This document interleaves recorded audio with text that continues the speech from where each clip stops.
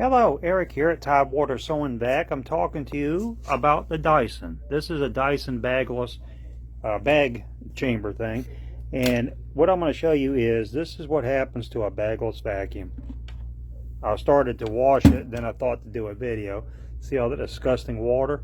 All that bacteria, pollution, viruses, dander, dead skin cells, dust mites, dust mite fecal matter, every sort of myriad disgustingness grows and festers inside these bagless type vacuums. I probably shouldn't even handle bare hands, but I'm not that concerned, I guess. But if you look in there, this is what these bagless vacuums do. So if you wonder why your allergies are kicking up or your house is dusty, could be that your vacuum is putting out an enormous amount of pollution. Come to Tidewater Sewing Back and look at a bag type of unit, such as a SIBO or a Ricar. These are self-contained units that you throw all the pollution away and you're not going to be breathing the dust. Thank you.